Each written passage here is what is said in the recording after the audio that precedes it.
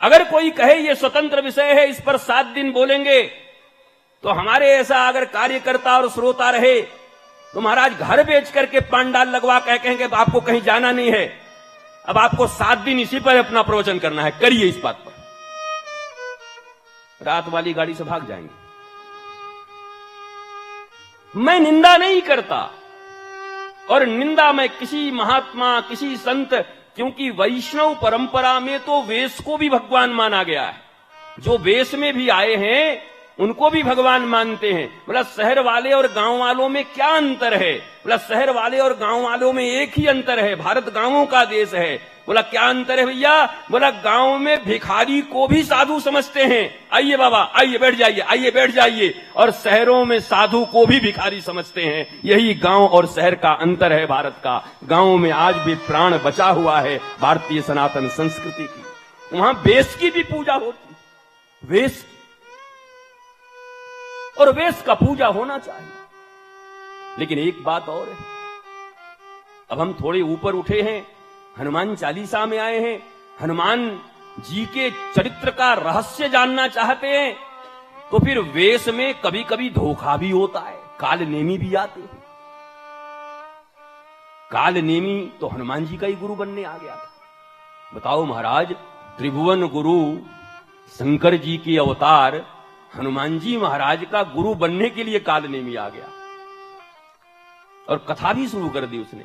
खूब बढ़िया आश्रम भी बनवा लिया, बढ़िया पोखर तालाब बनवा लिए, चीरा चुटिया खड़ा कर लिया, और हनुमान जी आए तो पहले ही से पूरा व्यवस्था बना के रखा था, तुम तिलक लगा के रहना, तुम ओंकार करना, और आते के साथ अपने कथा शुरुआत, और कथा ऐसी शुरुआत कराया कि रावण से शुरू करवाया। न अयोध्या कांड करी, न बाल कांड करी, न किष्किंधा कांड करी, न सुंदर कांड करी, सीधे ही लंका कांड पहुंच गया। तो हनुमान जी भी माथा खोजा, इनका अजीब कथाकार है, इसकी कथा ही लंका से शुरू हो रही।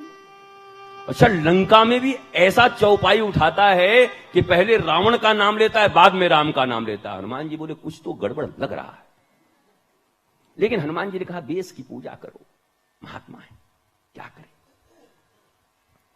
चर्चा होने लगी।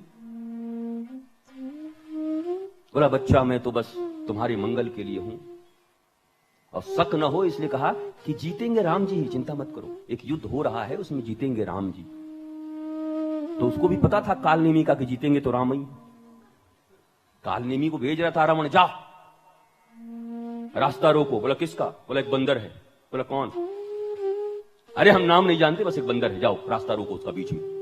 कहां जा रहा है? बोला लक्ष्मण जी के लिए लेने जा रहा है संजीवनी बूटी।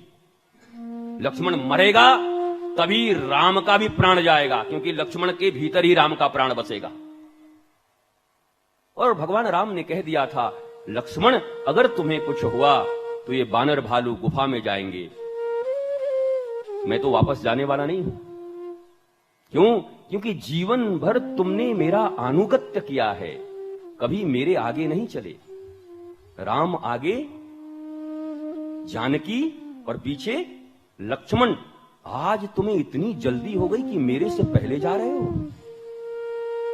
भगवान राम रो रहे हैं, रोते हुए कह रहे लक्ष्मण तू कुछ भी कर ले, पर ऐसा तो नहीं कर सकता कि मुझसे आगे चला जाए।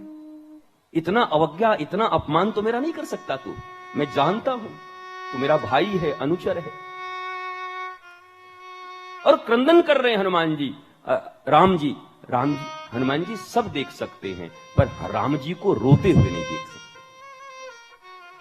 एक बड़ा प्यारा गाना था, देख सकता हूं मैं सब कुछ होते हुए, ऐ मेरी बहना नहीं मैं नहीं देख सकता तुझे रोते हुए।